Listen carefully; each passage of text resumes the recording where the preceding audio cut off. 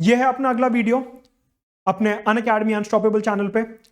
पिछली क्लास में आपको याद होगा हमने बात करी थी अबाउट टाइप्स ऑफ मनी की, जहां पे हमने कमोडिटी मनी की बात कर ली थी, सोना चांदी और ये सर्कुलेट हो रहा है और फिर उसमें प्रॉब्लम आ रही थी, इतना उठा उठा के ले जाना पड़ता है, लोग चोरी कर लेते हैं सोना चांदी ये सब। फिर हमारे रिप्रेजेंटेटिव मनी पे कि एक आपने बॉन्ड बना दिया और उसके पीछे 100 रुपए का बॉन्ड अगर या 100 रुपए का कागज, उसके पीछे 100 रुपए का सोना स्टोर कर लिया। फिर लगा यार इकोनॉमी ग्रो कर रही है, इतना सोना चांदी कहां से लाओगे, तो फिएट मनी और टोकन मनी लेके आए जो आज की तारीख में हम इस्तेमाल कर रहे हैं। मैंने आपको साथ में भी बताया था कि ये जो फिएट मनी होता है इसे प्रोमिसरी नोट भी बोलते हैं, क्योंकि ये फिएट मनी जो होता है इसकी खुद की कुछ वैल्यू तो नहीं होती, इसकी खुद की कोई इंट्रिंसिक वैल्यू तो नहीं होती, लेकिन ये सरकार के वादे पे चल रहा होता है। अब मनी का फर्दर एक क्लासिफिकेशन होता है जिसे कहते हैं legal tender and non legal tender. Legal tender and non legal tender, sir ये क्या होता है? देखिए, लीगल टेंडर का मतलब होता है एक ऐसी करेंसी जिसके लिए सरकार ने संसद भवन में कानून पास कर दिया और यह बोला कि पूरे हिंदुस्तान में आप इस करेंसी को एक्सेप्ट करने से मना नहीं कर सकते। बेसिकली करेंसी जो है वो दो प्रकार की होती है। करेंसी जो है वो दो प्रकार की होती है, एक होती है लीगल टेंडर और एक होती है non legal tender.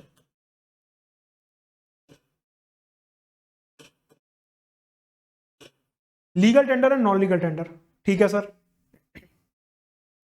Legal tender का मतलब होता है एक ऐसा पैसा जिसके लिए संसद भवन में कानून पास किया जा चुका है और सरकार उसे जो है बैकिंग दे चुकी है कि अब आप इसे यूज करो, और पूरे हिंदुस्तान में इस पैसे को एक्सेप्ट करने से कोई भी मना नहीं कर सकता। उसे कहते हैं legal money, legal tender.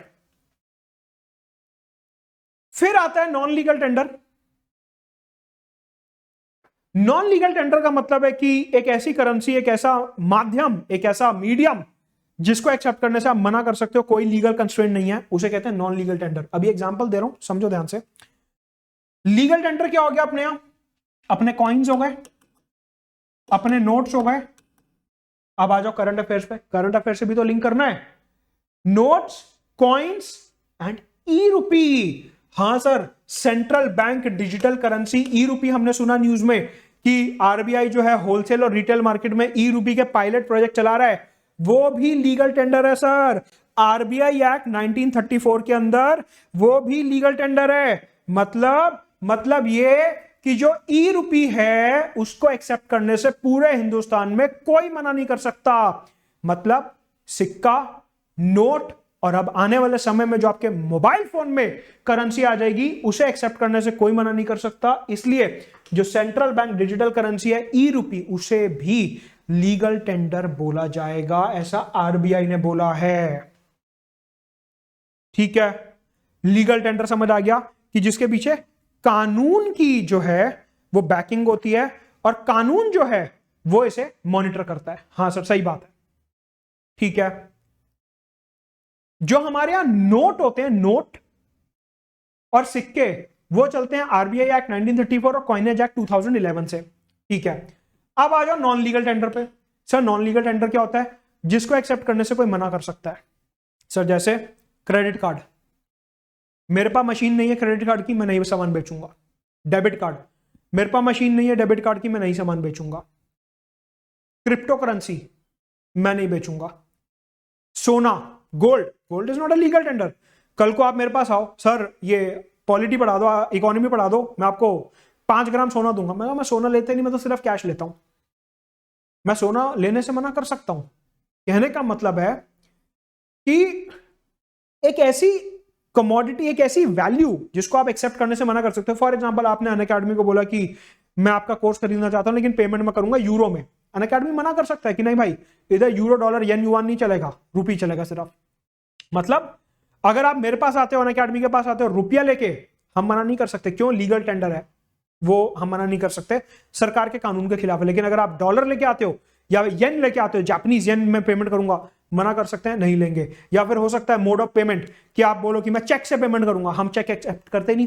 Check is not a legal tender, rupee is a legal tender, e rupee is a legal tender now. तो कहने का मतलब है लीगल नॉन लीगल टेंडर में डिफरेंस होता है कि उसको कौन एक्सेप्ट कर सकता है, कौन एक्सेप्ट करने से मना कर सकता है।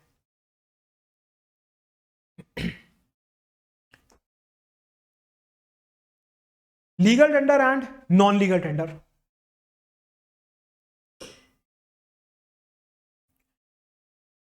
अब ये जो लीगल टेंडर होता है, जिसको एक्सेप्ट करने से कोई मना नहीं कर सकता, वो फर्दर दो प्रकार का होता है। एक लिमिटेड लीगल टेंडर, एक अनलिमिटेड लीगल टेंडर। सर ये तो समझे नहीं क्या है लिमिटेड अनलिमिटेड, पता नहीं क्या बोले आ रहे हो, लीगल नॉन लीगल। हाँ लीगल नॉन लीगल तो सर समझ आ गया, लेकिन ये लिमिटेड अनलिमिटेड क्या है समझ नहीं आ रहा। देखिए हमारी सरकार ये बोलती है कि आप सिक्कों का इस्तेमाल करके 1 रुपए 2 रुपए 50 पैसे सिक्कों का इस्तेमाल करके एक लिमिटेड अमाउंट तक ही पेमेंट सेटल कर सकते हो, 10 रुपए तक, 5 रुपए तक, 1 रुपए तक एटसेट्रा। उस लिमिट में जाने की जरूरत नहीं है, अपने काम का नहीं है वो। हाँ अगर आप बैंक आरआरबी वगैरह की तैयारी कर रहे हो तो वो देख लेना, यूपीएससी के पॉइंट ऑफ व्यू से वो बहुत ज्यादा इंपॉर्टेंट नहीं है चीज। ऐसे में सिक्कों का इस्तेमाल करके आप एक लिमिटेड वैल्यू सेटल कर सकते हो, उसे कहते हैं लिमिटेड लीगल टेंडर।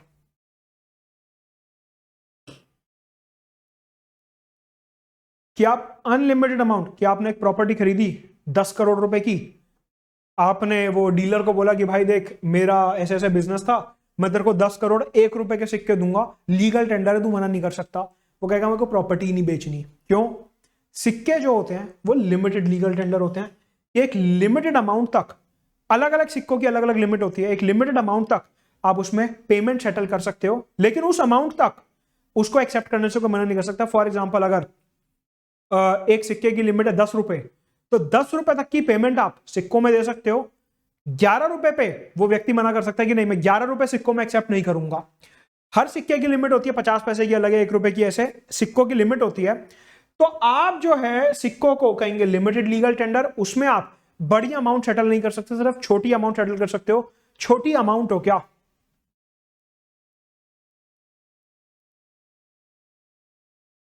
एक बात। दूसरी बात, unlimited legal tender. Unlimited legal tender का मतलब होता है कि आप कितना भी अमाउंट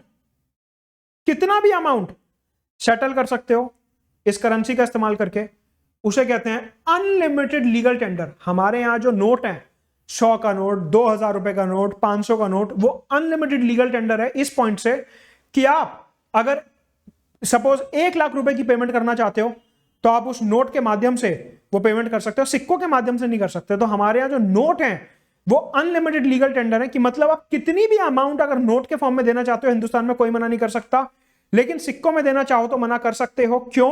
क्योंकि ये लिमिटेड अनलिमिटेड लीगल टेंडर की यहां पे बात हो रही है, limited and unlimited legal tender, right.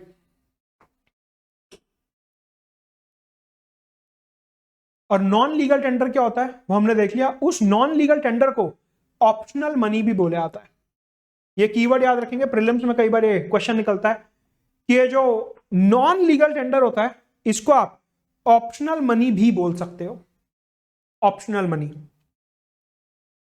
तो इस लेक्चर में इतना ही, मिलेंगे अगले लेक्चर में जहां पे और बात की जाएगी मनी के बारे में, और जहां पे मैं डिस्कस करूंगा measures of money supply, M0, M1, M2, M3, M4, money multiplier, इन सब कॉन्सेप्ट्स के बारे में आने वाले वीडियोस में बात होने वाली है।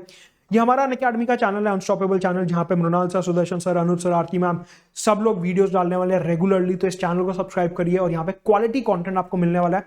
तो इस चैनल को जरूर सब्सक्राइब करिए। सारे टॉप एजुकेटर्स के वीडियोस आपको मिलेंगे, ऊपर बैनर में आप देखेंगे, आपको शेड्यूल मिल जाएगा पूरा कि कौन से एजुकेटर का वीडियो कब आने वाला है, रेगुलर वीडियोस आने वाले हैं। तो इस चैनल को जरूर सब्सक्राइब करेंगे। Let's crack it.